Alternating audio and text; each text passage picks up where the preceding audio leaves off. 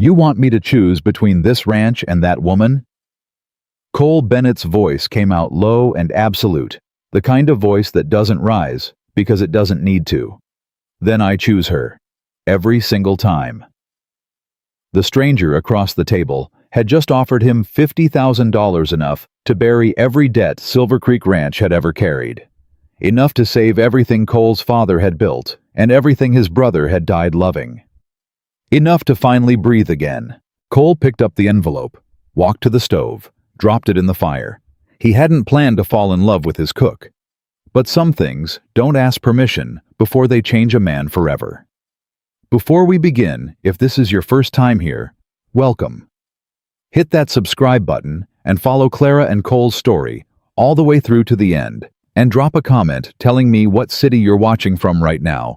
I want to see exactly how far this story travels. Now let's get into it. The Silver Creek Ranch ad had run for 3 weeks before Clara Whitmore answered it.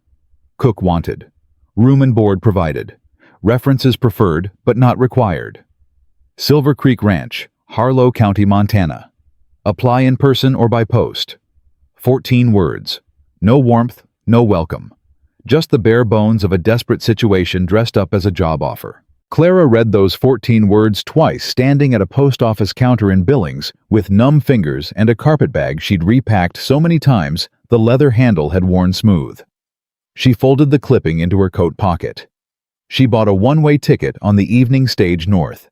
She didn't write ahead. She didn't send references. She simply arrived.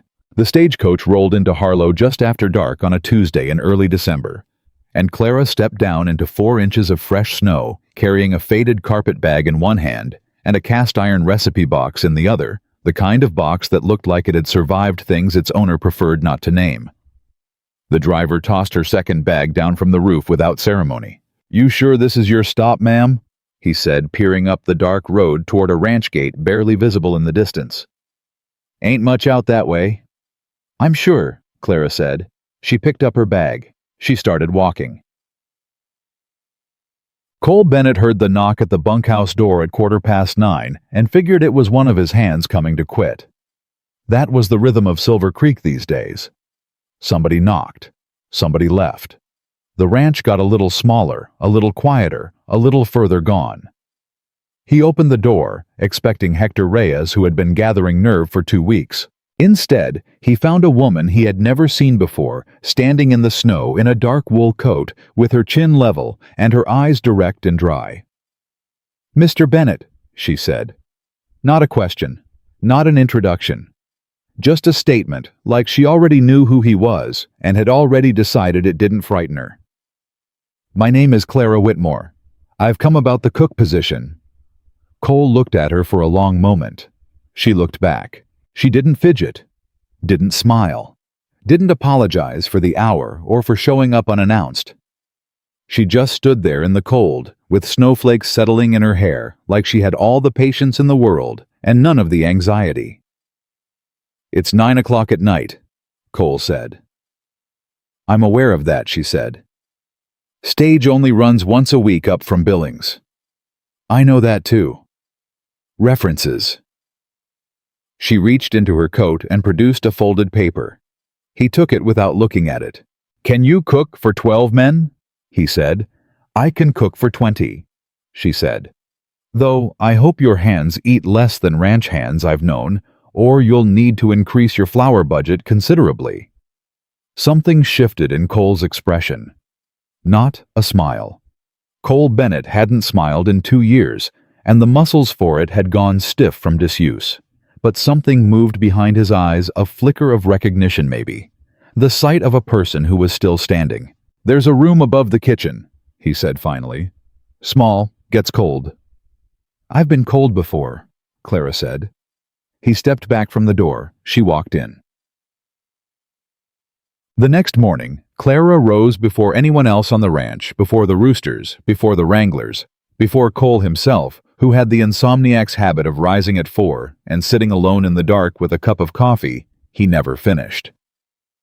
He came down to the kitchen to find it already occupied. Clara had already started a fire in the big iron stove, already had a pot of coffee going, already had 2 loaves of bread rising near the heat, and a skillet of potatoes and onions spitting gently in the pan. The whole kitchen smelled like something a person wanted to walk toward. Cole stopped in the doorway. Clara glanced up from the cutting board where she was working through a side of bacon with quick practice strokes. "Coffee's ready," she said. "Cups are on the shelf." Cole got his own cup. He poured his own coffee. He sat down at the end of the kitchen table and watched her work without saying a single word, and she let him watch without explaining herself or asking what he thought. And in that silence, something was established between them that neither of them had a name for yet. By the time the ranch hands came in for breakfast, stomping snow off their boots, red-faced from the cold, already half resigned to another gray morning of hard ground, and harder odds, the table was set, and the food was hot, and there was enough of it. Hector Reyes, who had in fact quit twice in his head already that week, sat down and looked at his plate and said, "Lord Almighty." "Eat before it cools," Clara said, and went back to the stove. Nobody on Silver Creek Ranch had eaten a meal like that in 2 years. Cole sat at the head of the table and watched his men eat and heard something he had genuinely forgotten: the sound of men talking to each other between bites, laughing at small things, elbowing each other for the breadbasket, making noise the way people do when they have a reason to. He thought about his brother Daniel, who used to sit at this same table and eat 3 plates of everything and tell stories that went on twice as long as they needed to and somehow never got old. He pushed the thought down. He always pushed it down. That was the only way he'd learned to keep moving. After breakfast, he found Clara already washing dishes. "That was adequate," he said. Clara turned from the sink and looked at him with an expression so flat and unimpressed that Cole actually felt something like embarrassment. "Adequate," she repeated. "Better than adequate. High praise, Mr. Bennett." "Cole," he said, and he wasn't entirely sure why he said it, because he hadn't told anyone to call him Cole in years. Clara turned back to the dishes. "Cole," she said, just once, like she was testing the weight of it. The first week passed the way all Montana winters pass relentlessly, without apology, the cold pressing in from every direction at once. But something had changed on Silver Creek. It was small things at first, the kind of things a man might miss if he wasn't paying attention. The kitchen curtains, which had been gray with dust and hanging crooked for a year, were washed and rehung straight. Cole noticed this on a Wednesday morning and had no idea how to react to it. Young Billy Strand, the 16-year-old stable boy who slept in the back room of the bunkhouse and had the nervous energy of a dog that had been kicked too many times, was seen sitting at the kitchen table on Thursday afternoon while Clara worked, moving his finger slowly across the pages of a worn spelling primer. "Is she teaching him to read?" Hector Reyes asked Cole in a low voice. "Apparently," Cole said. "Who asked her to do that?" "Nobody." Hector looked at the kitchen window for a moment. "Huh," he said. On Friday, Clara went into the kitchen garden, which was nothing but frozen dirt and dead stalks, and began turning the soil with a spade in the middle of a cold morning. Cole watched her from the fence for a full 10 minutes before he walked over. "Ground's frozen," he said. "I know. Nothing's going to grow in December." "I know that too." "Then why?" Clara stopped, looked up at him. Her breath came out in small, visible clouds in the cold air. "Even dead ground wants another chance," she said. "You have to remind it somebody believes it's still capable." Cole had no answer for that. He walked away, but he thought about it for the rest of the day. Audience retention hook, 8 minutes. What nobody on Silver Creek knew yet was the thing Clara carried with her everywhere she went, not in the carpet bag, not in the cast iron recipe box, but folded inside a hidden seam in the lining of her coat. A name, a ledger number, a description of a crime so large it had swallowed entire towns, and the certainty that the man responsible would never stop looking for her. Not ever. The second week brought a confrontation nobody expected. Wade Coulter was Cole's oldest hand, 48 years old, wide-shouldered, with the particular arrogance of a man who had been the loudest voice in a room for so long he'd forgotten it was ever any other way. He didn't like Clara. He said so plainly, the way Wade Coulter said most things, which was without any concern for whether anyone wanted to hear it. "Women got no business running a ranch kitchen," he told Hector one morning, loud enough that the words carried easily to where Clara stood. "Especially one that nobody knows nothing about. She showed up out of nowhere with a piece of paper anybody could have written. Cole's losing his mind taking her on like this." Clara set down the bread knife she was holding. She wiped her hands on her apron. She walked to the kitchen door and opened it. "Mr. Coulter," she said. Wade turned. "You have a problem with the food," she said. Wade's jaw worked. "I got a problem with the food," Clara repeated. Quiet. Steady. "Do you have a problem with the food, yes or no?" A long pause. "No," Wade said at last. "Then I suggest you eat it," Clara said, "and keep the rest of your opinions where they'll do less damage." She went back inside. The kitchen was dead silent. Then Billy Strand, who had been listening from behind his primer with enormous eyes, made a sound in the back of his throat that was half cough, half laugh, and quickly covered his mouth. By the time Cole heard the story from Hector that evening, something shifted again behind his eyes. That same flicker, warmer this time. "She say anything else?" he asked. "No, sir," Hector said. "Didn't need to." Mini climax, 12 minutes. The first twist. It happened on a Sunday 2 weeks after Clara's arrival. Cole was in the barn after supper when he heard hoofbeats coming up the main road, a single rider moving fast, which was unusual enough in a Montana winter to make him step outside. The rider was a man he didn't recognize. Broad hat, long coat, the kind of stillness that comes from long practice, sitting in saddles on long roads. The man pulled up at the gate, didn't dismount. "Looking for a woman," the man said. "Came through on the Tuesday stage a couple weeks back. Dark hair. Quiet. Might have given a false name." Cole kept his expression level. "Lot of women take the stage," he said. "Not many traveling alone in December to a ranch in the middle of nowhere." The man said pleasantly, "Ranch cook, maybe?" Cole looked at him for a long 3 seconds. "My cook came with references," Cole said.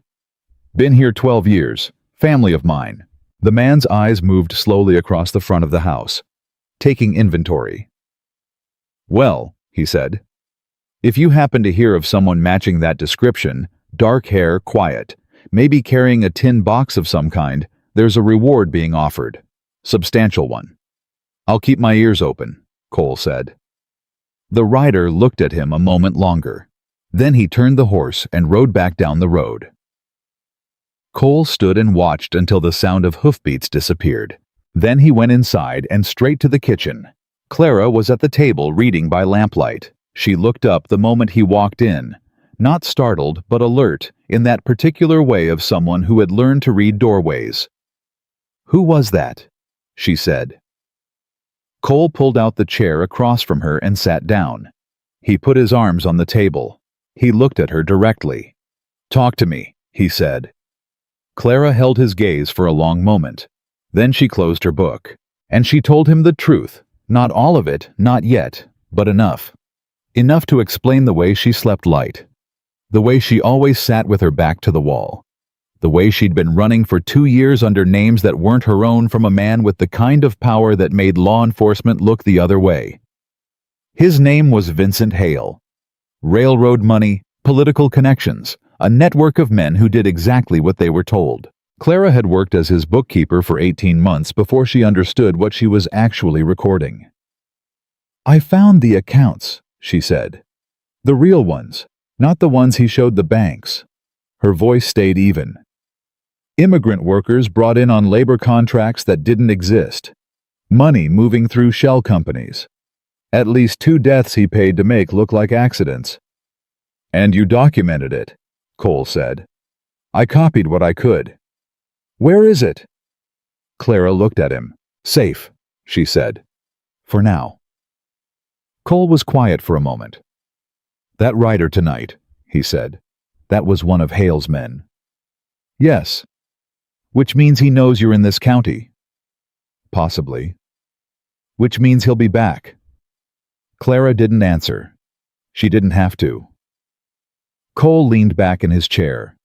He looked at the ceiling for a long moment, and the whole weight of Silver Creek, the debt, the drought, the empty bunkhouse beds, the burned-out years, settled across his shoulders all at once. Then he looked back at her. "You're not going anywhere," he said. It wasn't a question. It wasn't a kindness offered. It was a statement of fact delivered in the same flat, direct voice he used for everything, but underneath it, something Clara hadn't heard pointed in her direction in a very long time. Certainty. "Mr. Bennett." "Cole." A pause. "Cole," she said carefully. "You don't know what you'd be walking into. I know what kind of man sends riders in December to find one woman traveling alone," Cole said. "That's enough."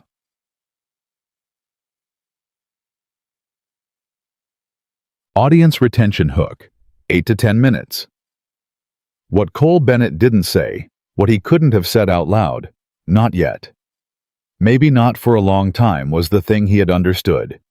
In the exact moment Clara closed her book and looked at him across that kitchen table. This woman had been carrying something enormous entirely alone. For 2 years, without breaking, without asking anyone for help, without once letting it show on her face in a room full of strangers. Cole had spent 2 years believing his own grief made him the loneliest person on Silver Creek Ranch. He was beginning to reconsider that. The days after the rider's visit changed the rhythm of the ranch without anyone saying so directly. 2 of Cole's men started rotating a quiet watch at the front gate after dark. Just habit, they told each other, though everyone understood. Hector Reyes began sleeping with his rifle within arm's reach. Billy Strand, who noticed most things because quiet people always do, stopped asking questions, but started looking at every person who rode up the road with a wariness beyond his 16 years. And Clara cooked. She cooked through all of it, the tension, the watchful evenings, the men who came to the table earlier now and stayed later, drawn by something they couldn't name, but none of them wanted to give up. She made venison stew with dried herbs she'd brought in her recipe box. She made cornbread that came out of the oven in the shape of a skillet and smelled like something you wanted to eat, standing right there beside the stove. She made apple preserves from a jar she'd carried in her bag all the way from Billings, and she spread them on bread for Billy on a cold afternoon and didn't say anything about it, just set the plate down and kept moving. Billy ate the whole thing in 4 bites and stared at the empty plate for a moment, like he was surprised by it. "My ma used to make this," he said. "I know," Clara said, though she couldn't have known, because Billy had never told her anything about his mother. Billy looked up at her. His eyes were bright in a way that had nothing to do with age. "How?" he said. Clara looked at him. "Because people who make things this way learned it from someone who loved them," she said. "And the love stays in the recipe." Billy didn't say anything, but he picked up his primer and started working through his letters again faster than before. 3 weeks after her arrival, Cole came to the kitchen late after midnight and found Clara sitting at the table with a candle and the tin recipe box open in front of her. She wasn't looking at recipes. She was looking at a folded piece of paper. She heard him come in, and her hand moved fast, reflexive, and the paper disappeared. Cole sat down without being invited. "I'm not going to ask you for it," he said. Clara's hand stayed flat on the table. "The evidence," Cole continued. "I'm not asking. I don't need to read it. I believe you." A long pause settled between them. "Why?" Clara said. The word came out more raw than she intended. Cole thought about this honestly. "Because lying would be easier," he said. "And you don't look like someone who's been taking the easy road."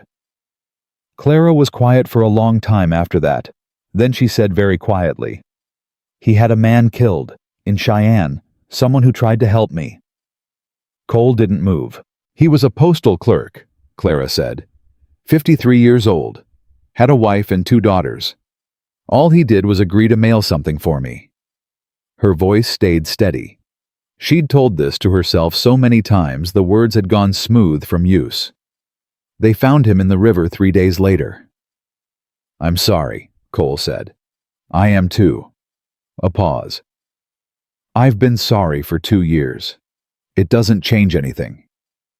Cole looked at the tin box, at Clara's hands, at the candle throwing unsteady light across her face. "It changes what you do next," he said. Clara looked at him. "It means you don't stop," Cole said. "Because stopping would make it mean nothing. And that postal clerk, his wife, his daughters, they deserve it to mean something." Clara's jaw tightened. Her eyes were very still. "You sound very certain," she said. "I've been wrong about a lot of things," Cole said. "I'm not wrong about this." Major twist. 10 to 12 minutes. On a Friday morning, 4 weeks after Clara arrived, a telegram came to the ranch. Cole read it twice, standing at the front door. He walked directly to the kitchen. "Clara." She turned from the stove. She read his expression before she read the telegram. She'd always been faster at reading faces than words, which was what had kept her alive. "What is it?" she said, not a question. Cole handed her the paper. The telegram was from a man named Earl Bridges in Denver, a federal investigator Cole had written to quietly 2 weeks earlier without telling anyone. It was 4 lines long. "Do not trust local law. Hale's network extends to Harlow County Sheriff. Your ranch is being watched. Get the woman and the evidence out. Come to Denver. Come fast." Clara read it once. Then she set it down on the counter. "He got to the sheriff," she said. "Looks that way." "Which means every lawman in this county knows you're here," Cole said. "Yes." The kitchen was very quiet.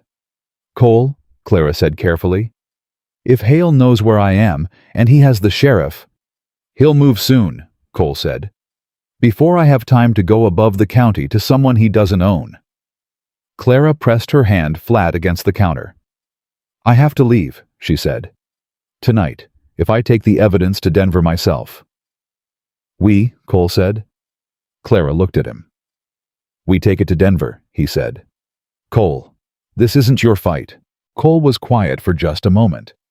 "It became my fight," he said, "the night I opened that door." He said it simply, without drama.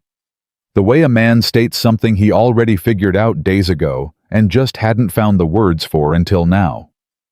Clara looked at him for a long, still moment, and something happened in her face. Not a collapse, not relief. Nothing so easy as that. Something more complicated. Like a person who has carried a thing so long they've forgotten what their own hands feel like without it and have just been reminded. "All right," she said very quietly. "Good," Cole said. "Start packing what you need. I'll talk to Hector." He was already moving toward the door. "Cole." He stopped. Clara was looking at the tin box, at the paper still folded inside it. "Whatever happens in Denver," she said, "whatever it costs, I need you to understand that I didn't come here to put your ranch in danger. I didn't come here to put your men in danger." "I know that," Cole said. "I came here because I was running out of places to go," she said. There was no self-pity in it. Just honesty, plain and clean. Cole turned fully around. He looked at her. "Well," he said, "you stopped running." And then he walked out. Hector Reyes had been with Cole Bennett for 11 years. He had seen Cole bury his father. He had seen Cole carry his younger brother Daniel out of a rodeo arena on a night that split Silver Creek Ranch into 2 halves the years before and everything after. He had watched Cole go quiet in the way some men go quiet permanently, sealing off room after room inside themselves until only the necessary ones remained open. Work, orders, sleep, repeat. So when Cole came to the bunkhouse that Friday morning and sat down across from Hector and laid the telegram flat on the table between them, Hector read it without speaking. Then he read it a second time. Then he set it down and looked at his boss with the measured calm of a man who had long since decided that wherever Cole Bennett went, he would follow. How bad? Hector said. Bad enough, Cole said. Hale's got the sheriff, which means we can't call for any help inside this county and trust it actually comes. How long do you think we have before someone moves on the ranch? Cole was quiet for a moment. Days. Maybe less if they think we're about to run. Hector nodded slowly. And the woman. She's not going anywhere without protection, Cole said. And the evidence she's carrying is the only thing that can bring this whole network down. We get that to Denver to federal investigators, and Hale loses everything. Hector was quiet for a long moment. Then he said something Cole didn't expect. She's a good woman, Cole. Cole didn't answer. I mean it, Hector said. 11 years I've been on this ranch and I haven't seen it feel like this since before Daniel. He paused. She did that, without being asked, without making a production of it. He picked up his coffee cup and set it back down. Whatever she's carrying, she earned somebody standing next to her. Cole stood up from the table. Start a rotation on the perimeter, he said. 2 men alternating dusk to dawn. Don't tell them everything. Just tell them we've had word of cattle thieves working the county. And Denver. I'm working on it, Cole said. Give me a few days. He walked back to the main house. Behind him, Hector sat for a moment longer, then put on his coat and went out to find the men. The ranch had work to do. So did everyone on it. The days that followed had a strange double quality to them, ordinary on the surface, and tightly wound underneath like a watch spring. Someone had kept turning past the point. It should have stopped. Clara cooked and cleaned and taught and planted and kept the rhythm of Silver Creek running the way she always had. The hands ate and worked and kept their watch and pretended not to notice the extra care being taken at the gate.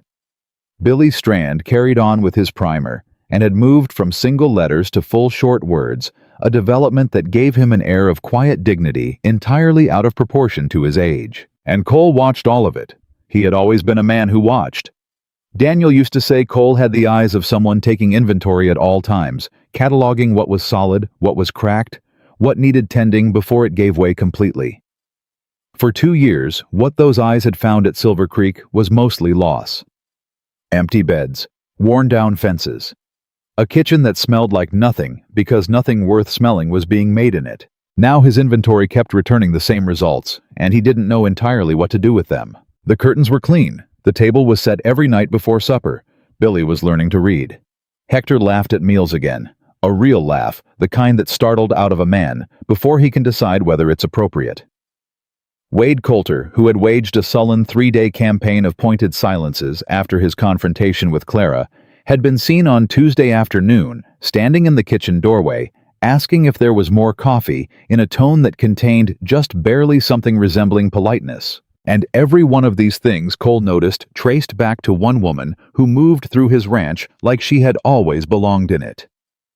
He didn't let himself think too hard about that. He had practiced not thinking too hard about things.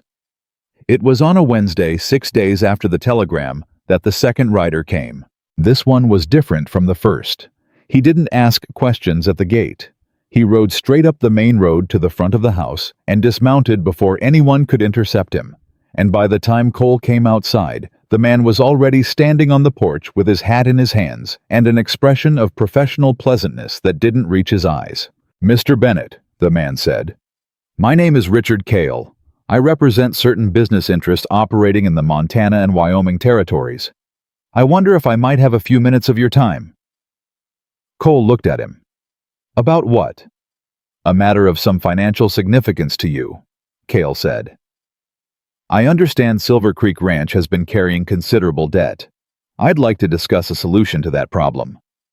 Cole opened the door, gestured inside. Cale sat across from Cole at the kitchen table.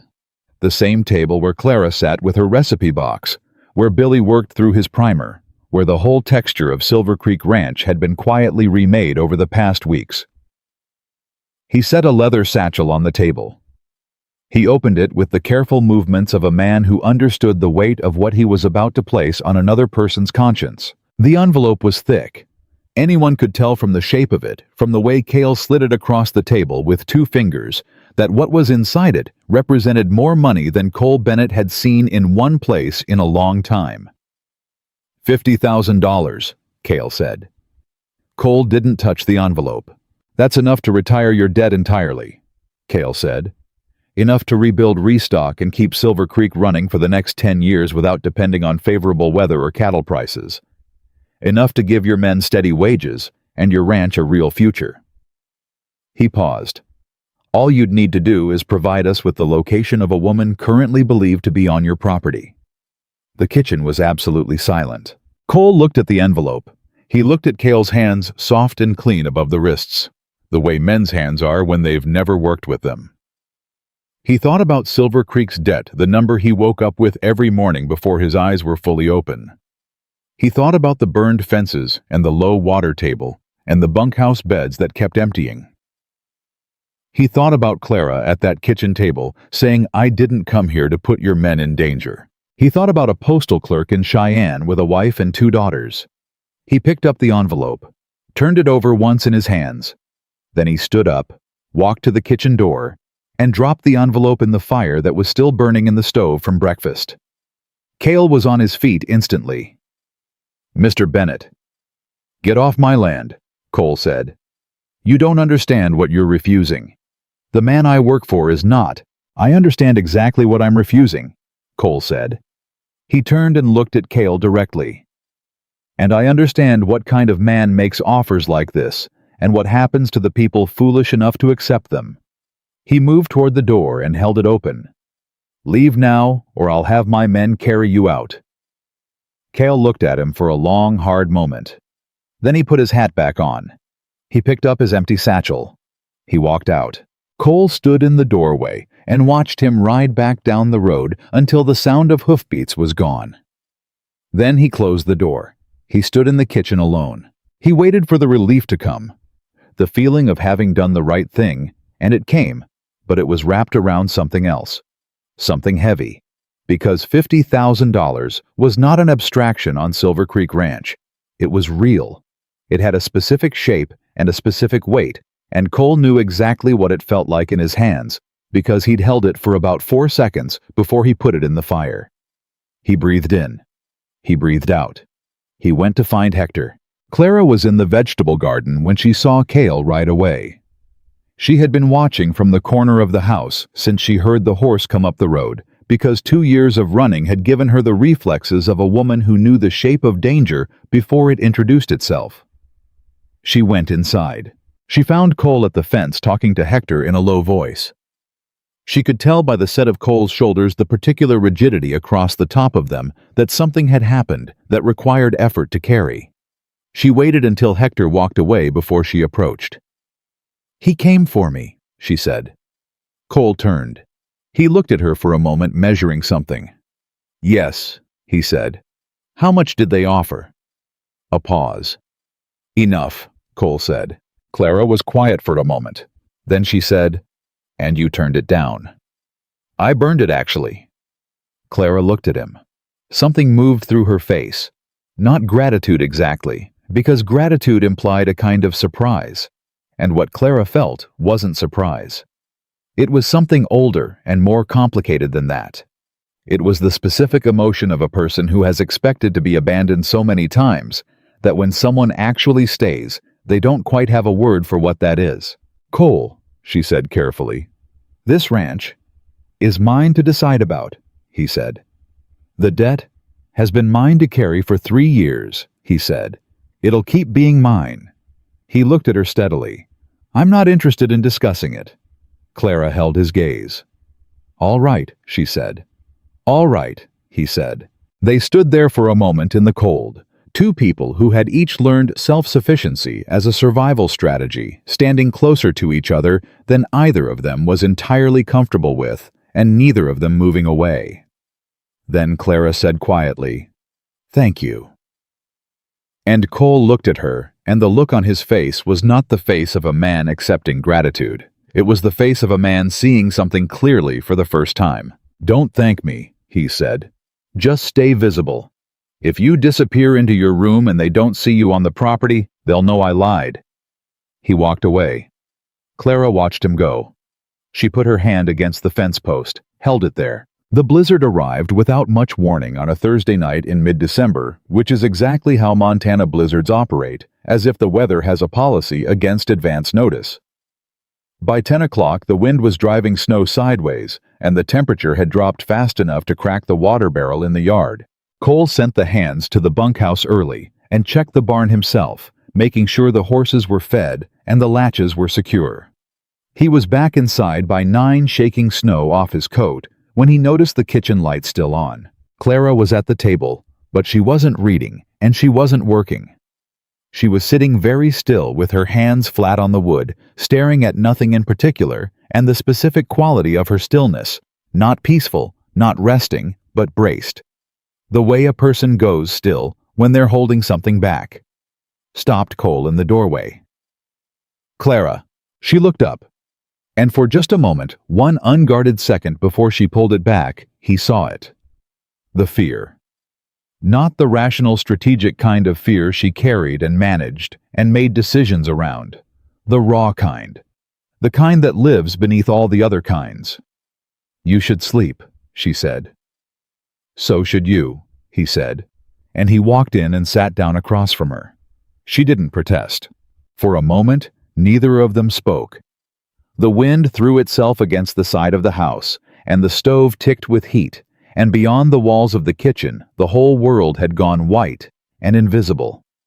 "I keep thinking about Marcus," Clara said. Cole waited. "The postal clerk," she said. "In Cheyenne." She looked at her hands. "I think about him most nights. About whether I could have found another way.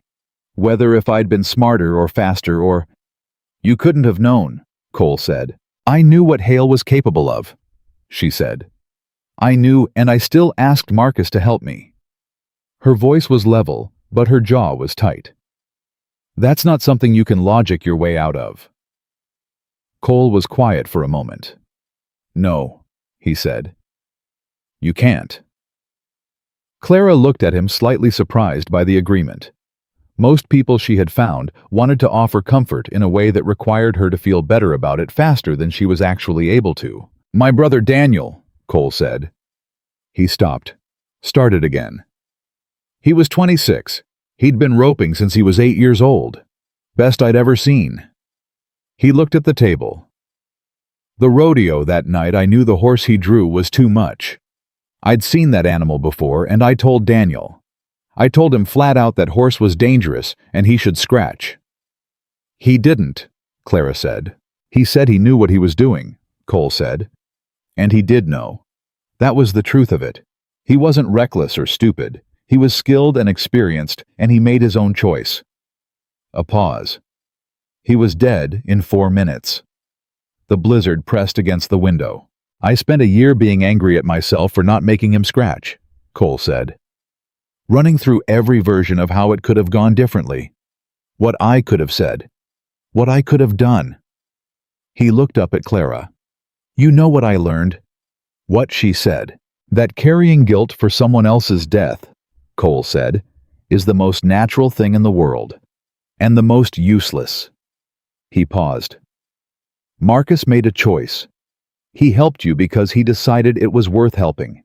That was his. You don't get to take it away from him by making his death entirely your fault." Clara was very still. "He had daughters," she said barely above a whisper. "I know," Cole said. "And they'll know their father stood for something. Because of you." He held her gaze. "That's not nothing." Clara looked at him for a long moment. Then she looked away toward the window, toward the white dark outside. "I haven't talked to anyone about Marcus," she said. "In 2 years. Not once." "I know," Cole said again. "How do you know?" "Because it's been living on your face since you got here," he said. "And a weight that heavy gets heavier the longer it doesn't have any air." The kitchen was very quiet, except for the storm. Clara exhaled long and slow, the breath of someone setting down a bag they've been carrying so long, they forgot it wasn't just part of their body. "Daniel," she said. Was he funny? Cole blinked. The question caught him sideways. Yeah, he said after a moment. Yeah, he was. Told the same 3 stories on rotation, and laughed at them like they were new every time. He shook his head. Drove me out of my mind. That sounds nice, Clara said. It was, Cole said. It really was. They sat there for a while longer, not awkwardly, not romantically, just with the companionable quiet of 2 people who had, without planning it, handed each other something fragile and found the other person capable of holding it. Eventually, Clara stood. I should sleep, she said. Yeah, Cole said. She carried her lamp to the kitchen doorway. She paused there. Cole, she said. He looked up. Whatever this is, Clara said carefully. Whatever we're walking into, I want you to know that I don't take what you've done lightly. She met his eyes. Not the 50,000, not tonight, not any of it. Cole looked at her in the lamplight. I know you don't, he said. She nodded once. She went upstairs. Cole sat for a moment longer in the dark kitchen listening to the storm, listening to the creak of the floorboards above him as Clara moved through her small room, listening to Silver Creek Ranch breathe around him the way it had started doing again lately after 2 years of holding its breath. He thought about Daniel. He thought about the way grief worked, not the way it lifted, because it didn't lift, but the way it slowly changed shape from something that pinned you to something you could carry beside you while you moved.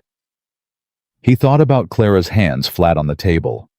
He thought about how when she had said thank you at the fence, something had shifted in the air between them that he couldn't have defined if someone had paid him to. He didn't let himself think about what that meant. He was getting better at that, at not letting himself think about things. Though lately, he was also getting worse at it. Outside, the blizzard intensified. The ranch sat tight against the dark. And somewhere 2 counties over, a man named Vincent Hale was reading a report from Richard Cale that said the Bennett rancher had refused the offer and burned the money. Hale read the report twice. Then he folded it neatly and set it on his desk and looked out his window for a long moment. Fine, he said to no one in particular, in the particular voice of a man who has spent 20 years getting everything he wanted and has never once accepted a refusal as a final answer. He picked up his pen. He began writing instructions of a different kind, the kind that didn't involve envelopes. By the time the blizzard broke the next morning and silver light came through the kitchen windows, and Clara had coffee on, and biscuits in the oven, and Billy Strand was at the table, sounding out a 6-letter word with his tongue stuck slightly between his teeth, none of them on Silver Creek Ranch knew what was already moving toward them. But Cole, standing at the window with his coffee watching the road. The way he'd been watching it more and more these past weeks, felt something he hadn't felt in years. A cold, specific certainty in the base of his stomach that had nothing to do with weather. It was coming. He just didn't know yet what shape it would take when it arrived. The first sign came on a Monday. Hector found the fence line on the eastern pasture cut clean through, not broken by weather or pushed by cattle, but cut with wire snips in 3 separate places, each gap wide enough for a man on horseback to ride through without slowing down. He stood looking at it for a long moment, then rode back to find Cole without stopping to fix it first, because a man who has lived in ranch country long enough knows the difference between a fence that failed and a fence that was opened on purpose. Cole looked at the cuts, crouched down, ran his thumb along the clean edge of the wire. Last night, he said. That's my read, Hector said. Ground still pressed down where the horse stood. How many riders? 2 sets of tracks coming in, 3 going out. Cole stood up. They let something out, he said. They found 17 head of cattle missing by noon. Not scattered, gone. Driven off in the night with enough organization that nobody on the property had heard a sound. Cole stood at the edge of the empty pasture and felt the specific cold fury of a man watching his livelihood walked off piece by piece, and underneath the fury, something sharper. This wasn't cattle theft. This was a message delivered in livestock. We can take whatever we want, whenever we want, and nobody is coming to stop us. He went inside. He found Clara in the kitchen. She took one look at his face. How bad, she said. "17 head," he said. "Eastern fence line cut." Clara set down the bowl she was holding. "They're not going to stop with cattle," she said. "No," Cole said, "they're not." "Then we need to move faster on Denver." "I wrote to Bridges again this morning," Cole said. "Asked him what we need to bring and what route is safest. And while we wait for his answer..." Cole looked at her. "We stay ready," he said. "And we don't give them a reason to move sooner than they're planning." Clara nodded once. Then she picked up her bowl and went back to work, because that was what Clara Whitmore did. She kept her hands moving, kept the routine running, kept the kitchen warm, and the table set, and the ordinary visible to anyone watching, because ordinary was the one thing that bought time. Cole watched her for a moment. Then he went to load the rifle he kept above the kitchen door. The second sign came Wednesday. Billy Strand was coming back from the well before dawn when he saw the silhouette of a rider on the ridge above the north pasture, just sitting there, not moving, watching the ranch the way a hawk watches a field before it drops. Billy put down the water bucket and went straight to Cole's room and knocked on the door until Cole opened it. "Rider on the north ridge," Billy said. His voice was steady, which impressed Cole more than he showed. "Been there at least 10 minutes, not moving." Cole dressed in under a minute. He came out carrying the rifle. By the time they got outside, the ridge was empty. But Cole stood and looked at that ridge for a long time, because the fact that the rider had disappeared the moment someone noticed wasn't reassuring. It was the opposite. It meant they were patient. It meant they were watching for patterns, who was awake when who checked which part of the property, how many men moved at what hours. They were mapping the ranch before they hit it the way a military operation maps a position before the assault. Cole came back inside. He woke Hector. He woke Wade Coulter, who for all his bluster was steady in a crisis, and smart enough to know when to follow orders without editorializing. He sat them both down and told them what was coming. Not, maybe not, possibly, but coming, and he watched their faces and was satisfied with what he saw. Neither man flinched. "What do you need from us?" Hector said. "Split the night into 3 watches," Cole said. 2 men on at all times, rotating every 3 hours. Nobody goes anywhere alone after dark. The barn gets a lock on the inside and someone checks the horses at midnight and at 3. "And the woman," Wade said. Cole looked at him. Wade's jaw worked for a second, and then he said something nobody expected. "She stays inside after dark, and if somebody comes through that kitchen door who isn't one of us, whoever's closest makes sure they regret it." He said it with the flat conviction of a man who has updated his opinion and isn't interested in discussing the process by which he arrived at the new one. Cole looked at him for a moment. "Agreed," he said. Wade nodded. He put his hat back on. He went to start the first watch. Hector waited until he was gone, then looked at Cole with one eyebrow raised. "Don't," Cole said. "I didn't say a word," Hector said. The waiting was its own particular punishment. 2 days passed with nothing happening, which was worse in some ways than something happening, because the absence of action didn't mean the absence of threat. It meant the threat was choosing its moment. Clara moved through both days with the deliberate calm of someone who has been afraid before and has learned to function inside the fear rather than waiting for it to stop. She cooked. She taught. She tended her turned soil in the garden, though she stayed close to the house and never had her back to the road. On Thursday evening after supper, Cole found her at the garden fence in the failing light, her coat pulled tight, her eyes on the far tree line. "You should come in," he said. "In a minute," she said. He stood beside her. Neither of them spoke for a while. "Do you ever think about what you'd do?" Clara said. "After, when it's over." "After what? After Denver? After the trial? After all of it?" She looked at him sideways. "What do you want, Cole, for yourself? Not the ranch, not the debt, you." The question caught him the same way her question about Daniel had caught him in the blizzard sideways and without warning in a place he'd left unguarded. "I don't think about after much," he said. Why not? He thought about it honestly. "Because the last time I planned ahead," he said, My brother died, and the plan went with him." Clara was quiet for a moment. "That's not a reason to stop planning," she said. "That's just grief talking like it's logic." Cole looked at her. "You're very direct," he said. "You noticed," she said. And there was something in it, the faintest edge of dry humor, that was different from her usual careful restraint. Something that had only very recently started surfacing, the way an underground spring surfaces after enough consistent pressure. "I noticed in the first 10 minutes, Cole said. "Is that a complaint?" "No," he said. "Not even close." They stood together at the garden fence while the sky went dark above Silver Creek, and for those few minutes, the ranch was just a ranch, and two people standing in the last of the evening light, and it was almost possible to forget what was gathering in the dark outside the property line. Almost.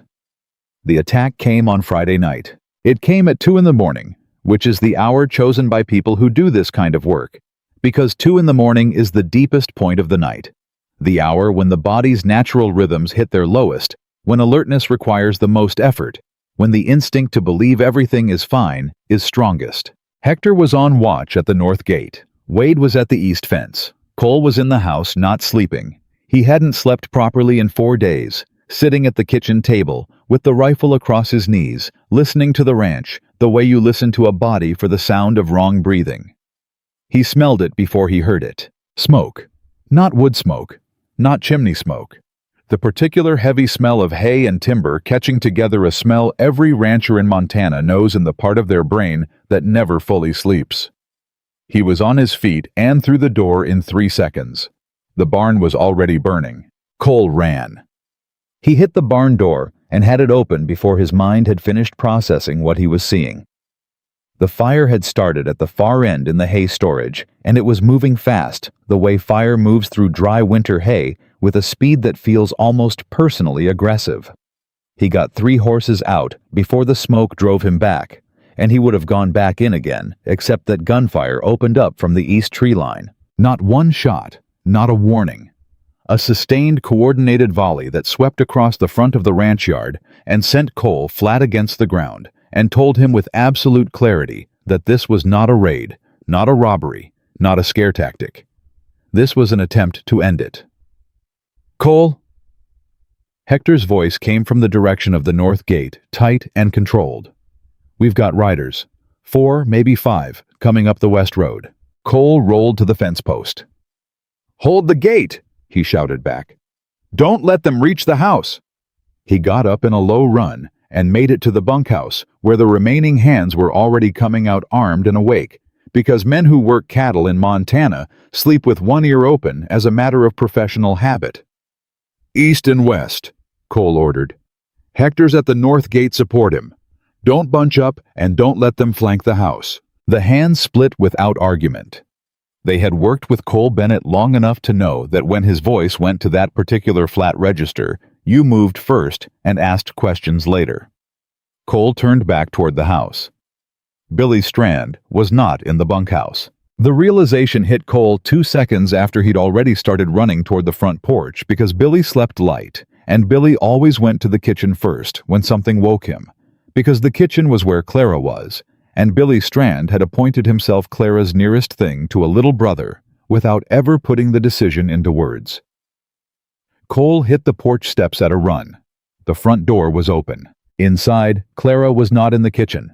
She was at the base of the stairs, and she had her arm around Billy, who was on the floor with his back against the wall and his left shoulder dark with blood.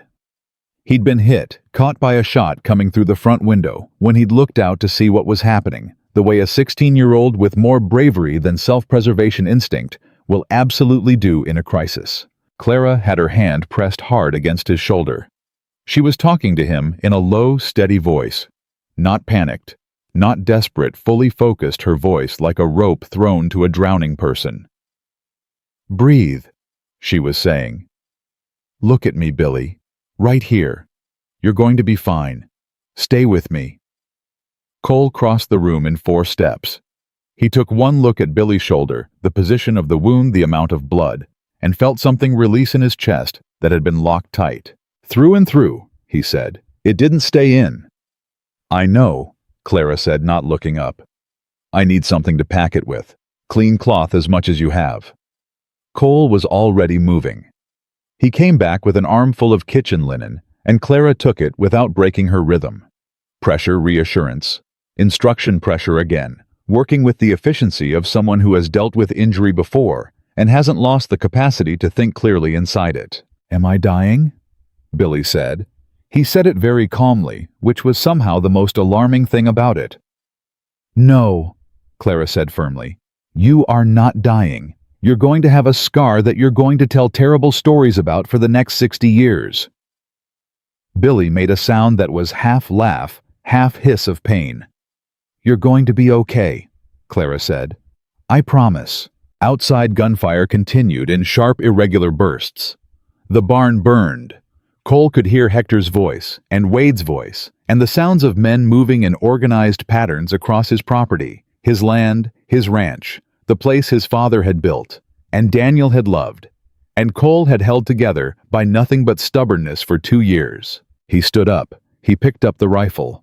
He looked at Clara kneeling on the floor of his kitchen with both hands pressed to Billy Strand's shoulder, her face completely composed, her voice completely steady, anchoring a frightened boy to the present tense, through nothing but sheer force of attention.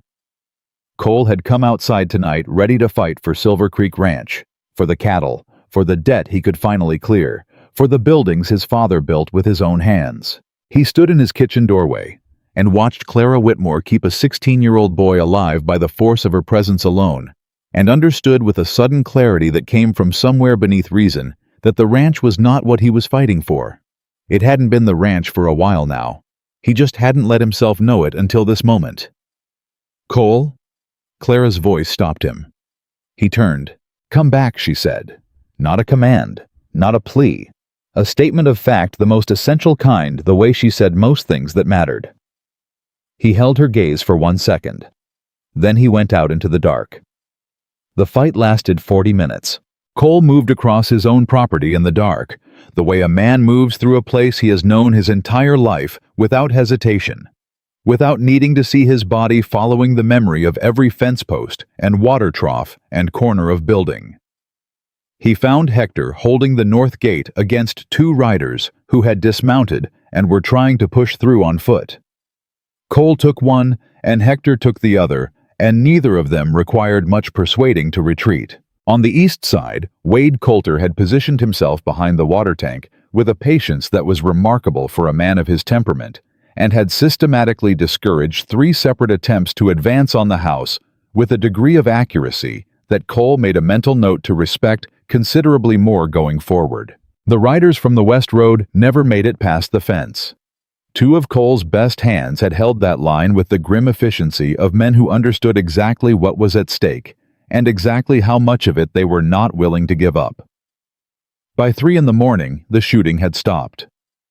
By 3:15, the remaining attackers had gone. The barn was gone. The structure Cole's father had spent 2 summers building, the one that had stood for 31 years through every Montana winter. Silver Creek had thrown at it, had burned to the ground in under 2 hours. Cole stood and looked at where it had been for a long moment, and the loss of it went through him like a physical thing, not just grief for the building, but for everything the building held. His father's handprints in the timber. Daniel's initials carved into the post by the second stall when he was 11 years old. 20 years of hay seasons and foaling seasons, and the particular smell of a place that has been worked in and cared for so long, it takes on a character of its own. All of it gone. Cole stood in the cold and looked at the remains and let himself feel it, the loss, the anger, the particular exhaustion of a man who has fought and keeps having to fight, and then he turned around and walked back to the house. Clara was still on the kitchen floor when he came in. Billy was propped against the wall with his shoulder bandaged and his head drooping with the boneless heaviness of someone who has spent all their adrenaline. He was alive. His color was reasonable. Clara had packed the wound with efficiency that would have done a field medic credit, and she was sitting close enough to Billy that her shoulder touched his, keeping him warm and anchored without making a production of it. She looked up when Cole came in. She looked at his face, read it the way she always read faces faster than words. The barn, she said. Yes, he said. Her jaw tightened. She looked down for a moment. Cole, she said. Don't, he said. I need to say, Clara.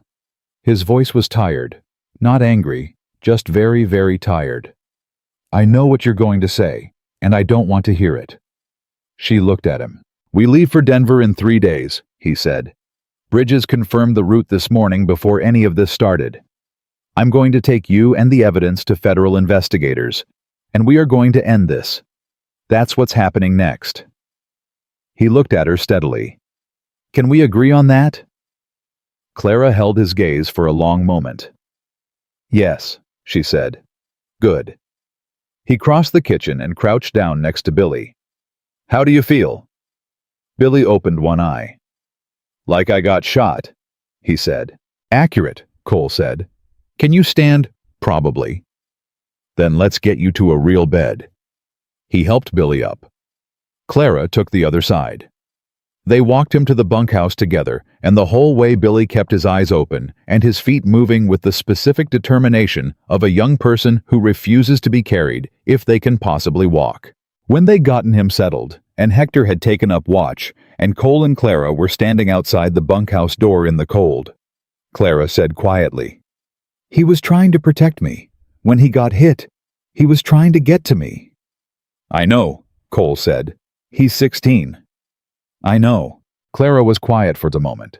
Then she said with a fierceness that was all the more striking for how controlled her voice stayed. I want Vincent Hale in a federal courtroom. I want him to stand up in front of people and have every single thing he did said out loud in public with his name attached to it. Cole looked at her. Then that's what we're going to make happen, he said. She nodded once, hard and certain. Above the ranch, the sky had begun to lighten, almost imperceptibly at its eastern edge, that first gray promise of morning that arrives before the color does. Silver Creek sat in it, battered and smoke-smelling, one major structure, reduced to ash and embers. But standing. Still standing. Cole looked at the gray sky. He looked at his ranch. He breathed in the cold air that smelled of smoke and snow, and the particular mineral smell of Montana winter. He made a decision, not the kind made in a dramatic moment, not the kind requiring announcement, the quiet kind, the kind a man makes when he understands without ceremony what he is actually willing to lose and what he is not. The ranch could burn. He was not losing her. They left before sunrise 2 days ahead of Cole's original plan. The decision came at midnight when Hector came to the house with word that a rider had been spotted on the south road the same direction as the Harlow County Sheriff's Office, moving slow and watching the property with the deliberate patience of someone paid to report what they saw rather than act on it themselves. Cole listened. He didn't waste time on debate. We go tomorrow, he told Clara. 3 o'clock in the morning, before anyone watching this road expects movement. Clara was already at the table with the tin recipe box open. She was transferring the folded documents, the copied ledger pages, the names, the account numbers, the transaction records she had memorized and written in her own hand in the margins, into an oilskin packet she had prepared days ago against exactly this possibility. Her hands were steady and quick and entirely without hesitation. The South Road or the East Pass, she said. East Pass to Grover, then the main line from Grover to Denver, Cole said. Longer, but the South Road is watched. The East Pass is hard going in winter, but nobody expects it. How long? 3 days, maybe 4 if the pass is drifted. Clara nodded. She folded the oilskin packet and tucked it into the inside of her coat and buttoned every button from the bottom up, methodical and certain. And Cole watched her do it and understood that this woman had spent 2 years learning to carry the most important thing she owned, somewhere no one could reach it without going through her first. I'll be ready at 3, she said. Cole went to find Hector. He left Silver Creek that night in Hector's hands, and there was nobody in the world he would have trusted with it more because Hector Reyes had kept this ranch breathing during every crisis. Cole had been too deep in grief to manage properly, and he had done it without being asked and without expecting recognition. Cole shook his hand at the bunkhouse door in the dark, and didn't say much because the two of them had long since moved past the kind of relationship that required saying much. Bring her back safe, Hector said. Cole held his gaze for a moment. Plan to, he said. He went to check on Billy before he left. The boy was awake. He'd been sleeping in broken intervals since the shooting, the shoulder wound pulling him in and out of consciousness at irregular hours.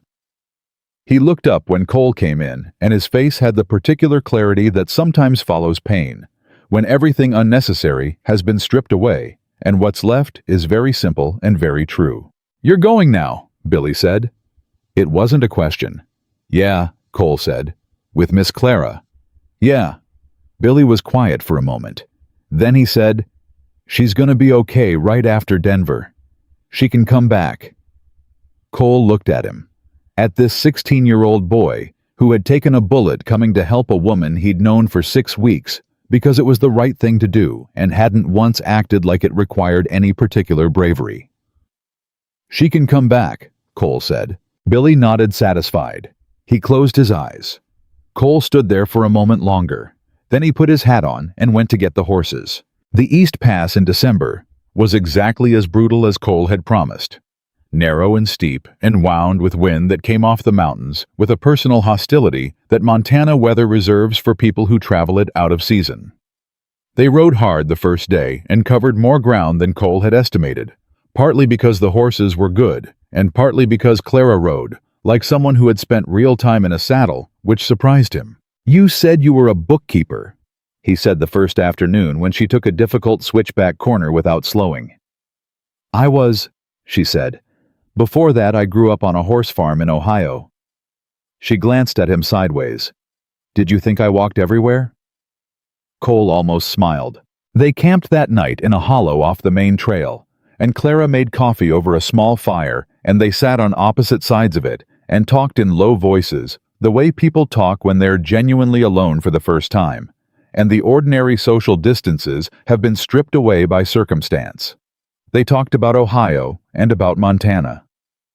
About what bookkeeping actually looked like from the inside, the particular tedium of it, the way numbers told stories that the people who made them often thought were invisible. About what Cole's father had been like, and what Daniel had been like, and what Silver Creek had felt like before grief moved in and rearranged the furniture. At one point, Clara said, What was the thing you loved most about it, the ranch? Before. Cole thought about it for a real moment. Sunup, he said. Before anyone else was moving. The ranch was just mine for about an hour. Quiet in a way it isn't any other time. He paused. Daniel used to joke that I was more in love with my land than I'd ever be with a person. A silence. Was he right? Clara said. Cole looked at the fire. He was, he said. For a long time he was. Clara looked at him across the fire. The way she looked at him direct without the careful management she applied to most things said something she hadn't put into words yet. And Cole, who had spent his whole adult life cataloging what was solid and what needed tending, looked back and understood that something was shifting between them that had been shifting for weeks, moving the way geology moves, too slow to see in any given moment, but unmistakable when you measured the distance traveled. He looked away first. Clara refilled her coffee cup and said nothing else about it because she understood timing the way she understood recipes, the difference between a thing being ready and a thing being forced. They reached Grover on the second evening, road-worn and cold. Cole sent a telegraph to Earl Bridges in Denver from the Grover station. 3 words, coming. East route. Bridges had given him a phrase to use that would tell him whether the federal contact was still in place and still safe. The reply came within the hour, also 3 words, room is ready. It's clear, Cole told Clara. Bridges has the investigators waiting. Clara exhaled. It was the first time since leaving Silver Creek that he heard something in her breath that wasn't pure controlled steadiness. How long since you've been somewhere genuinely safe? Cole said. He said it quietly without making it into anything larger than a question. Clara thought about it. 2 years, she said. Give or take. Cole said nothing. He folded the telegraph paper. He put it in his coat. What he didn't say because there was no appropriate context for it yet. No frame that wouldn't make it something it wasn't ready to be. was that the idea of her being unsafe for 2 years alone and running and carrying a dead man's memory and a packet of evidence stitched into her coat made something in his chest tighten with an anger that had nothing to do with Vincent Hale. An anger at time itself. At the 2 years that had passed before she walked up his road in the snow. He let the thought go. He wasn't ready for it yet either. Denver was a different world from Silver Creek, in every way that a city is different from open country. Louder, faster, more crowded with people who moved like they had somewhere to be, and didn't particularly care who was in their way. Cole navigated it with the stiff patience of a ranchman in an unfamiliar environment, and Clara moved through it with the practiced invisibility of someone who had spent 2 years being very careful not to be noticed in public spaces. Earl Bridges met them at the arranged location, a private room above a surveying office, chosen because surveyors were the one kind of professional who could receive a continuous stream of strangers without attracting comment. He was a compact man in his 50s, with a permanent squint and the unhurried manner of someone who had seen enough to stop being surprised by most things. He shook Cole's hand. He looked at Clara. "Miss Whitmore," he said. "I was beginning to wonder if we'd ever get to this point." "So was I," Clara said. "Frequently." She reached into her coat and produced the oilskin packet. She set it on the table between them with the same flat, direct certainty she brought to every significant action. No drama, no ceremony, just the clean movement of a person who has been waiting to do something for a very long time and is finally doing it. Bridges opened it. He read for several minutes without speaking. Then he looked up. "This is enough," he said. "If these accounts are accurate—" "They're accurate," Clara said. "If they're accurate, this names 4 federal bank officials, 2 sitting senators, and at least 6 railroad company officers across 3 territories." He set the papers down. "This is larger than we thought." "I know what it is," Clara said. "I spent 18 months recording it." Bridges looked at her for a moment with the particular expression of a man reassessing his prior assumptions. "We'll need you to give a full statement," he said. "Everything you witnessed directly, everything you copied and when. Chain of custody for every document." "I know," Clara said. "I'm ready." "It could take weeks. There may be a trial." "I know that too. Hale will try to discredit you.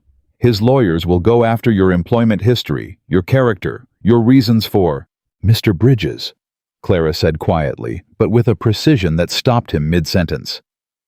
"I have been running from this man for 2 years. I watched a man die because he helped me. I rode 4 days through a Montana winter to sit in this room." She held his gaze. "I am not afraid of his lawyers." Bridges was quiet for a moment. "No," he said. "I don't imagine you are." He picked up the papers again. He began making notes. Cole sat in the corner of the room and watched Clara give her statement for the next 3 hours, and it was the most sustained act of courage he had ever witnessed from a seated position. She was methodical and precise, and entirely unflinching.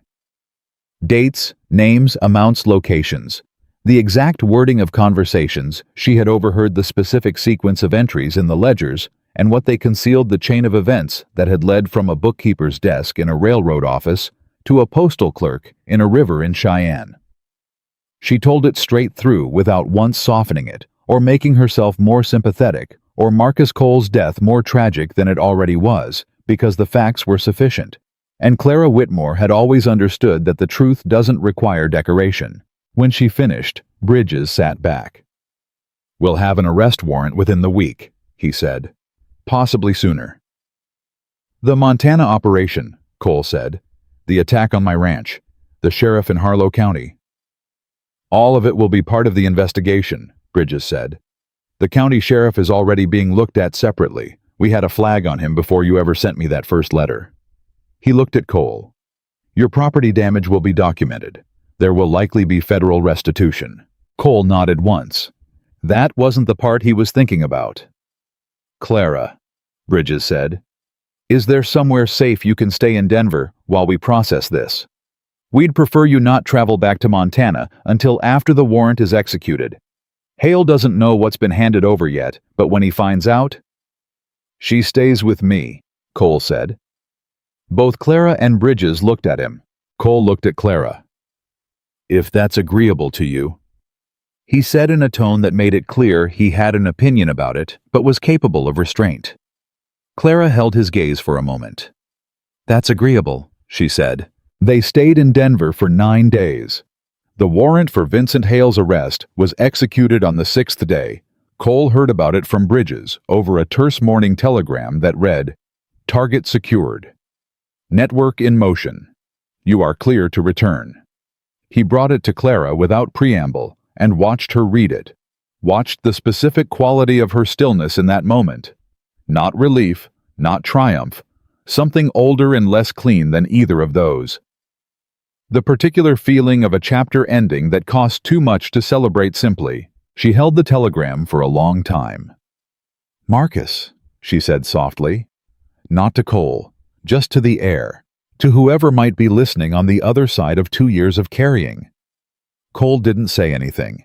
He simply sat down across from her and stayed there, which was the most useful thing he could think to do. After a while, Clara folded the telegram. She set it on the table. She looked at Cole with eyes that were very bright but dry. "Let's go home," she said. The word home moved through Cole like something physical. He picked up his hat. "Let's go," he said. The ride back to Silver Creek was different from the ride to Denver in ways that were hard to name precisely, but impossible to miss. The urgency was gone, not the alertness, not the care, but the particular pressure of running toward something before it closed. The horses moved at an easier pace. Conversation came in longer stretches, with more room in it for silence that wasn't tense. Clara laughed twice, once at something Cole said about the East Pass, once at herself for mispronouncing the name of a creek they crossed. Both times the laugh surprised her slightly, the way a sound does when a room has been quiet so long the acoustics have changed. Cole kept that laugh in his chest, like a coal. They came over the last ridge above Silver Creek on a late afternoon 4 days after leaving Denver, and Cole pulled his horse up at the top without meaning to. Below them, the ranch sat in the flat amber light of a winter afternoon smoke from the kitchen chimney horses moving in the north pasture. The skeleton outline of the new barn frame, already up where the old one had stood, a geometric precision of fresh timber rising from the ash. He hadn't known the hands had started rebuilding. He hadn't asked them to. He sat and looked at it for a long moment, and the thing that moved through him was something he hadn't felt in 2 years. Not pride exactly, and not peace exactly, but something made of both of those things, and something else underneath them that he didn't have a clean word for. "They didn't wait," Clara said. "No," Cole said, "they didn't. That's what happens," Clara said quietly, "when a place feels worth saving." Cole looked at her. She was looking at the ranch below with an expression he recognized because he'd seen it on his own face years ago before grief rearranged everything. The specific expression of a person seeing somewhere they belong. They rode down. Hector met them at the gate with the particular dignity of a man who has been holding a ranch together through a crisis and knows it and isn't going to say so. "Everything intact," Cole said. "More or less," Hector said. "Billy's up and moving. Wade got the frame on the new barn he's been driving. Everyone's slightly crazy about the crossbeams, but it'll be solid when it's done." He paused. "Welcome back." He said it to both of them, equally. Clara touched his arm as she passed, and Hector, this man who had worked 11 years on Silver Creek, without visible sentiment, cleared his throat and found something to look at in the middle distance. Cole did not say a word about it. That evening after supper, the first real supper Clara had cooked in 10 days, which the hands received with a reverence that would have been comic if it weren't so sincere. Cole came outside and stood at the fence looking west while the last of the light went out of the sky. He heard her footsteps. Knew them by now, the particular rhythm of her walk, the slight hesitation she made on the second porch step because it creaked. He didn't turn around. She stood beside him. Not close enough to require explanation. Close enough to be there. "You're thinking about the barn," she said. "No," he said. A pause. What then? Cole was quiet for a moment. The honest answer was complicated by the fact that he hadn't said it to himself yet. Not in complete words, and saying incomplete things out loud had always seemed to him a form of carelessness. But he was very tired of carrying things silently. He had watched her carry something silently for 2 years, and it had cost her 2 years. He was beginning to update his position on the strategy. I stopped believing people stayed, he said. He said it to the horizon, not looking at her, just putting the words into the air between them where they could exist without requiring an immediate response. After Daniel, after the hands started leaving, I stopped waiting for it staying because it felt like something that happened to other people, luckier ones. He heard Clara very still beside him. And then you hired a cook, she said. And then I hired a cook, he said, who walked up my road in a snowstorm carrying a tin box and looked at me like I didn't scare her one bit. You didn't, Clara said. I know, he said. That was part of it. A long quiet between them. The sky was deep blue now, the first stars appearing. Cole, Clara said. Yeah. She turned to face him. He felt her move and turned too, and they were closer than he'd registered, or maybe the dark had collapsed the distance between them. It didn't matter which. Her hand came up, slowly, with full deliberate intention, the way Clara Whitmore did everything that mattered, not hesitant, not impulsive, but certain. She placed her palm against the side of his face, and Cole went completely still. The way a man goes still when something he has been braced against, not having, suddenly arrives, and he hasn't got the defensive architecture ready because he genuinely didn't believe it was coming. And Clara kissed him. Not sudden, not staged. Just warm, genuinely warm, the kind of warmth that comes from a person who has been cold for a long time and knows exactly what they're moving toward. Certain, unhurried, real. Cole stood for exactly 1 second in the surprise of it. Then he kissed her back. And what came apart in him in that moment was not dramatic. There was no sound to it, no visible collapse, nothing that anyone watching would have been able to point to. Just the slow internal giving way of something that had been locked for 2 years. Something that had told him every day since Daniel died that caring about people was the fastest way to lose them, and therefore the thing to be avoided at all costs. It came apart, and underneath it was everything he'd been keeping at bay. Not grief, not this time, but the opposite of grief. The alive feeling. The feeling of a man standing in the present tense with both feet, instead of keeping one foot always in the past, braced against another loss. When they separated, neither of them spoke for a moment. The stars were out fully now. The kitchen light burned warm in the house behind them. Somewhere in the bunkhouse, someone was laughing, Hector probably at something Wade had said. I've been wanting to do that, Clara said, for longer than I'm going to admit out loud. Something moved in Cole's face that was unmistakably, undeniably a smile. How long? He said. The night of the blizzard, she said. When you said carrying guilt for someone else's death was the most natural thing in the world and the most useless. She looked at him steadily. Nobody had ever said anything like that to me before. Nobody had ever just said the true thing without making it about themselves. I'm not good at much, Cole said, but I'm reasonably good at the true thing. I noticed, Clara said. In the first 10 minutes, Cole looked at her, really looked at her the way he'd been careful not to let himself do too directly for the past 6 weeks, because looking at someone that directly requires a willingness to be seen looking, and he hadn't been ready for that. He was ready now. You can stay, he said, if you want to, at Silver Creek, after all of this. He paused. I'm not making you a condition of anything. The job is yours regardless. The room is yours regardless. Cole, Clara said, I just want you to know you don't have to keep running, he said. Not from here, not from me. Clara looked at him for a long, still moment. I know, she said. And the way she said it simply without qualification was the clearest thing he had ever heard. The kitchen door opened behind them, and Billy Strand appeared on the porch, his arm in a sling, his hair sticking up in approximately 4 directions. "Miss Clara," he said, "Hector says are there any biscuits left from supper because Wade ate most of them, and there's going to be a situation." Clara turned. "There are biscuits," she said, "on the shelf under the cloth." "Thank you," Billy said with enormous sincerity, and disappeared back inside. Cole stood in the dark and looked at his ranch, the new timber frame of the barn, against the night sky, the kitchen light burning, the sound of his men inside, laughing about biscuits, and felt something he had spent 2 years convinced was gone permanently. He felt like he was home. Not the home that had existed before Daniel died. Not the ranch as it had been, but the ranch as it was becoming rebuilt, still standing warm with the presence of people who had chosen to stay.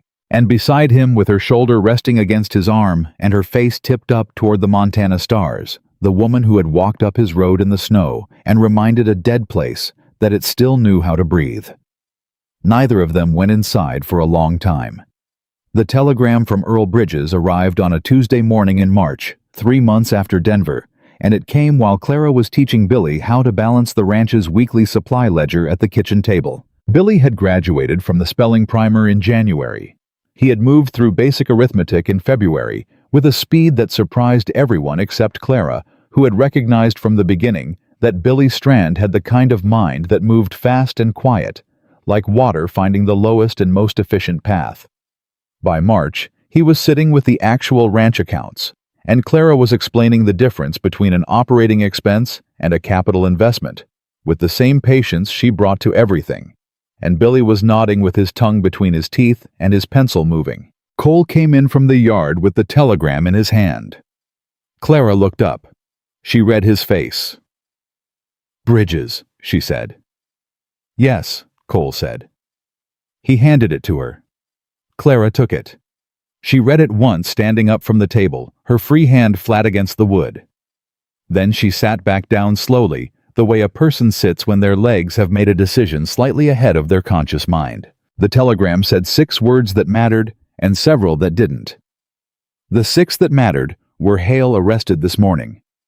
Full indictment. Billy looked between the two of them.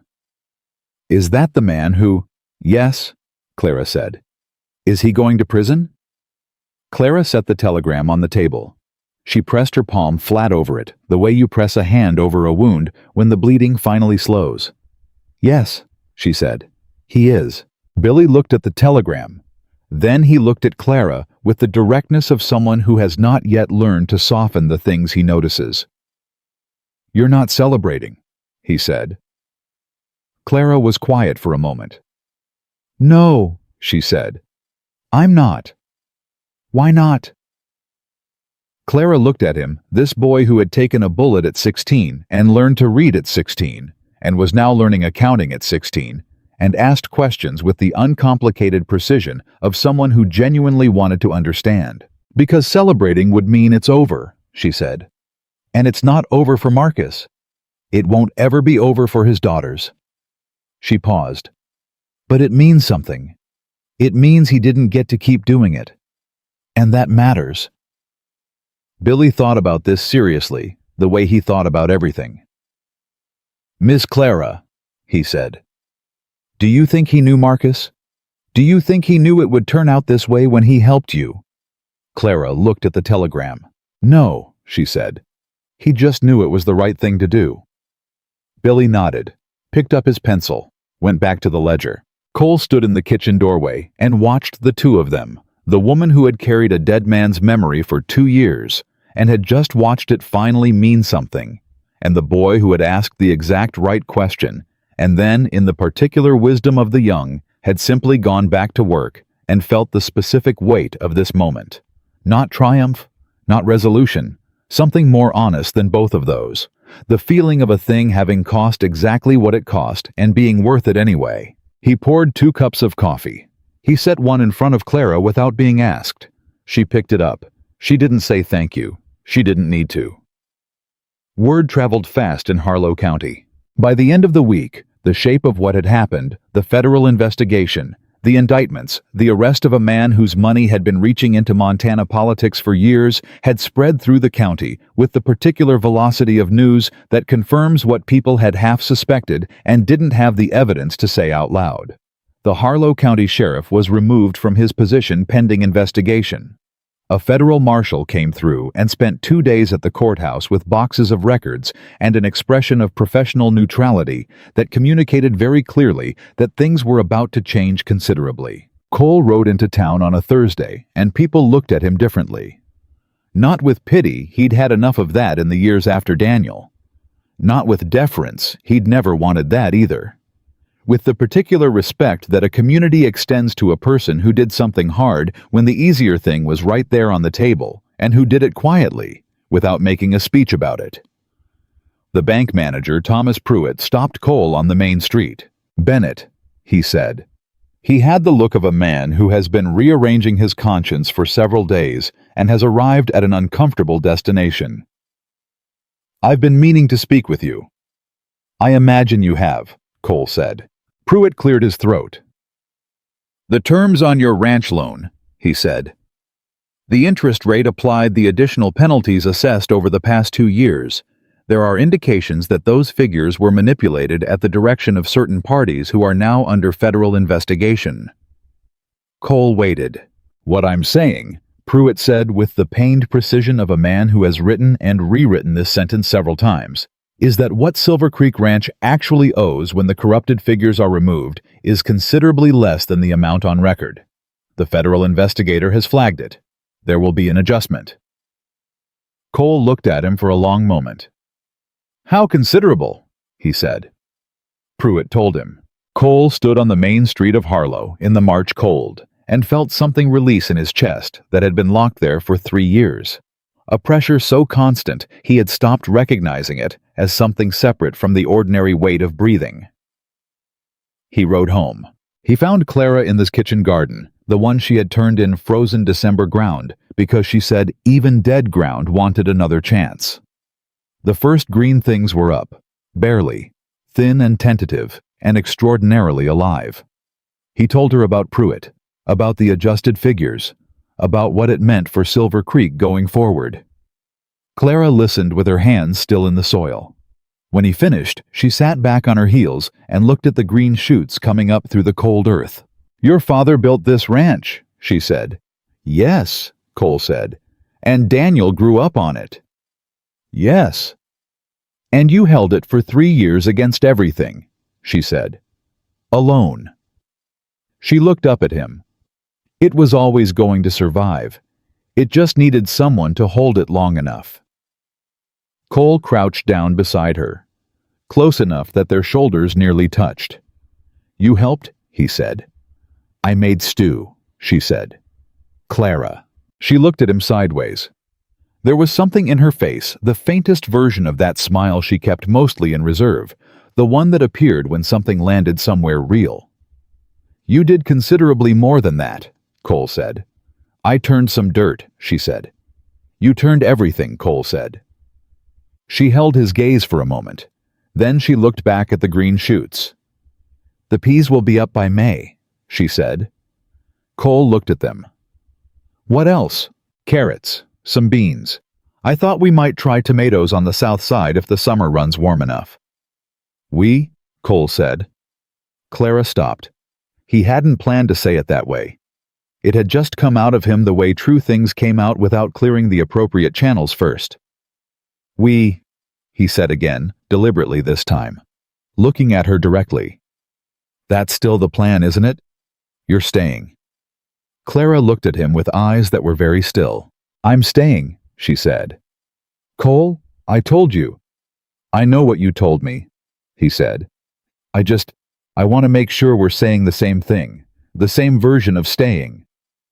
A pause. Clara tilted her head slightly. "What version are you saying?" she said.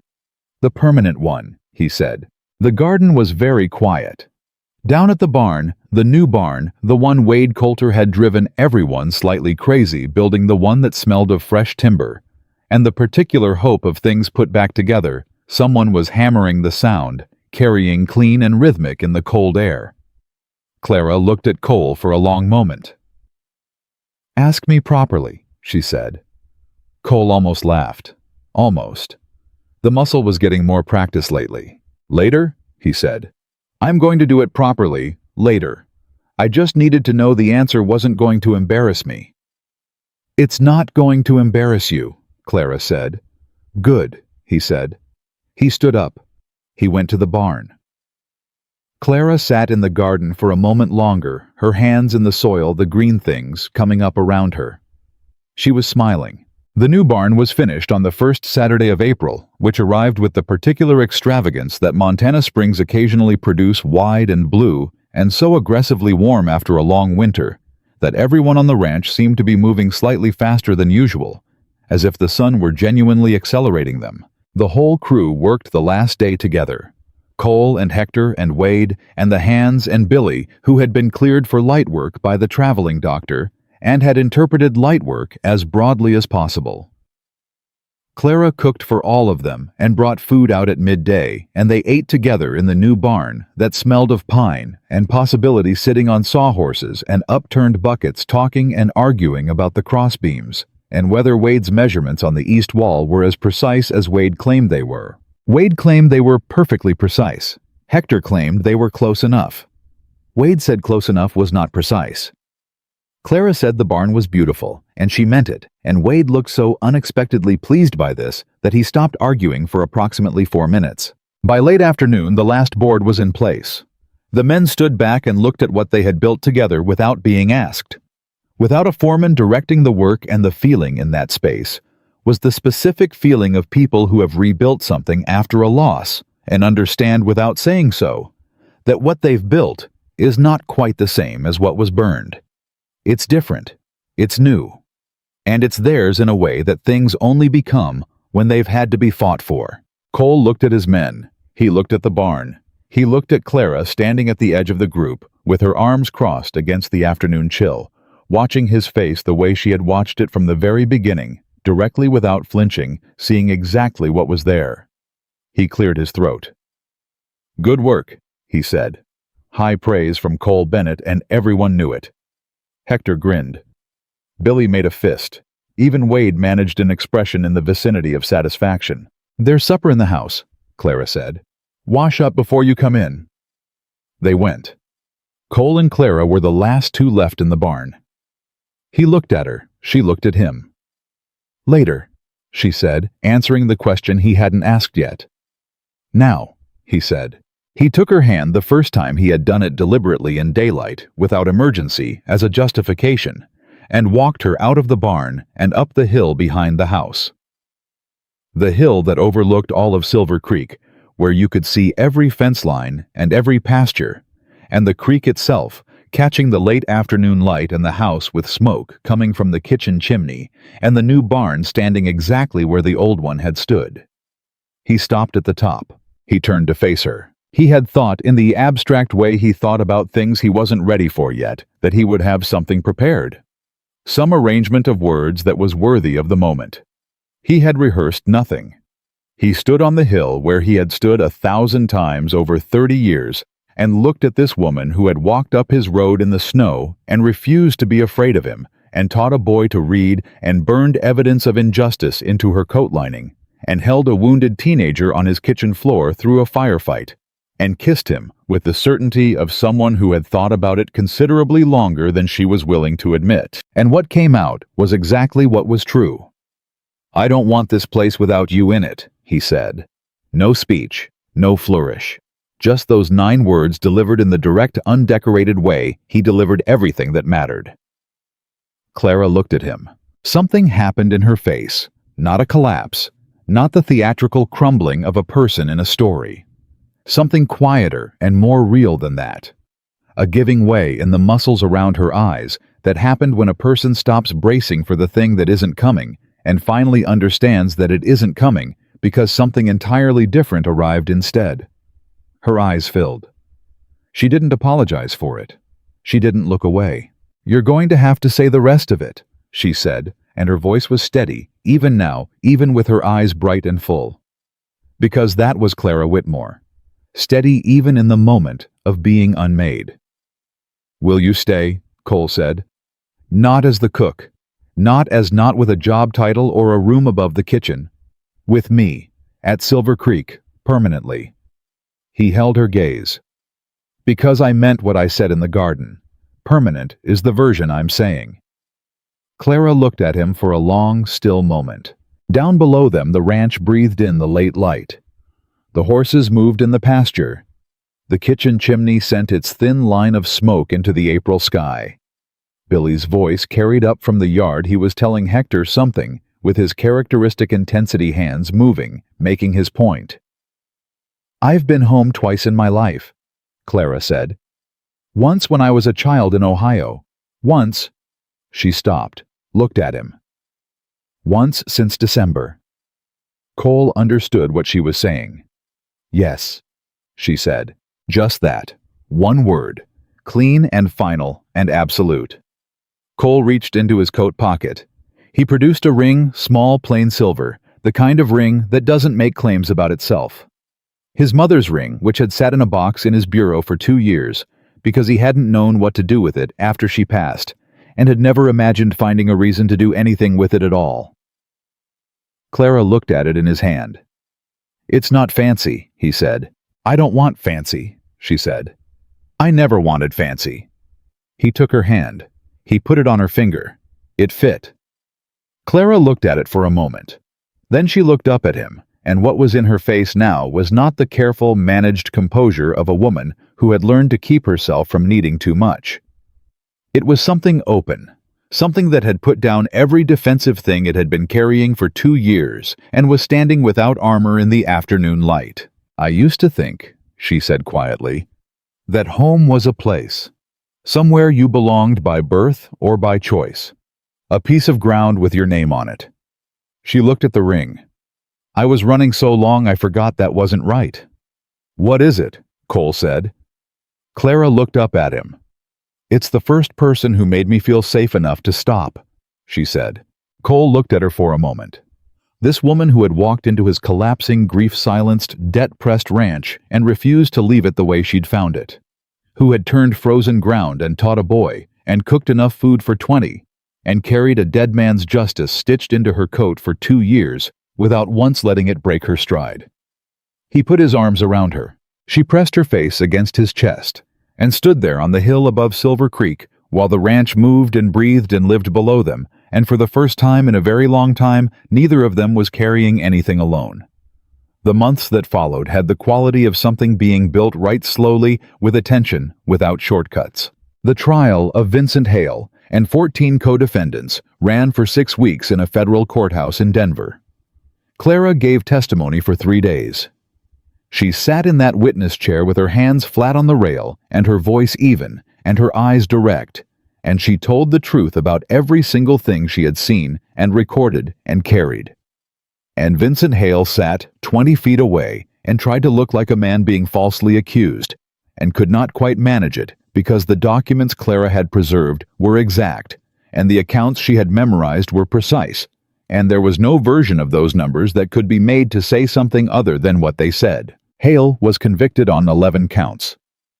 The sentencing hearing was still pending when the news reached Silver Creek, in a telegram from Bridges, that Cole read aloud at the supper table. Nobody cheered. Nobody celebrated loudly. Hector poured whiskey into 5 glasses and passed them around, and they drank in the particular quiet of people who have been through something large together and understand that the end of it is not a party. It's a settling. A weight coming down from a height it had no right to occupy for as long as it did. Billy held his glass with his good arm and looked at Clara across the table. Is it over? He said. Clara looked at him. At this boy who had grown considerably in the month since a bullet had passed through his shoulder and left him standing. Who handled the ranch accounts now with a competence that had made Cole quietly triple what he was paying him. Who had taken to wearing his hair combed on Sundays, which no one mentioned, though everyone noticed. Yes, she said. It's over. Billy nodded. He drank his whiskey with the gravity of someone who understood he had earned it. On the morning the last nail went into the new barn's final interior fitting, a Saturday in June, the Montana summer running long and warm and extravagant, Cole took Clara to the hill. He did it early before anyone else was moving in the particular quality of light that belonged to that hour. The hour he had always called his own. The hour Daniel used to joke he was more in love with than any person. They stood side by side at the top of the hill and looked at Silver Creek together. The barn stood where the old one had stood, different and solid and new. The garden below the house was fully up now. The peas had been, as Clara predicted, ready in May, and the tomatoes on the south wall were more successful than either of them had expected, a fact that pleased Clara with a quiet proprietary satisfaction. The hands were beginning to stir in the bunkhouse. The horses were moving in the east pasture. Smoke was starting from the kitchen chimney because Billy, who had taken to rising early since recovering from his wound, had gone down and started the stove, the way Clara had showed him, because that was what you did at Silver Creek Ranch when you were part of it. You kept the fire going. You showed up before you were asked. You stayed. Cole looked at his ranch, the ranch his father built, and Daniel loved, and he had held through grief and debt and attack and the long winter of believing nothing good was going to come again. And then he looked at the woman standing beside him, with his mother's ring on her finger and the Montana morning in her face, and what he felt was not complicated. It was the simplest thing he had felt in years. "Ready," he said. Clara looked at him. That look, direct, unguarded, certain. "I've been ready," she said, "since I walked up your road." They walked back down together toward the kitchen, toward the smoke, toward the sound of Silver Creek Ranch, waking up into another day of being exactly what it had always been capable of being, alive and warm and full of people who had chosen to stay. And the lonely cowboy, who had once told himself he'd stopped believing in staying, and the quiet cook who had spent 2 years learning that survival was not the same as living, began the life they had both believed for too long. In too many cold and separate rooms was something that only happened to other people. It happened to them. On a Montana morning on a hill above the ranch, they had saved together with the whole long, beautiful rest of it still ahead, and that every single hard and real and costly piece of it was exactly enough.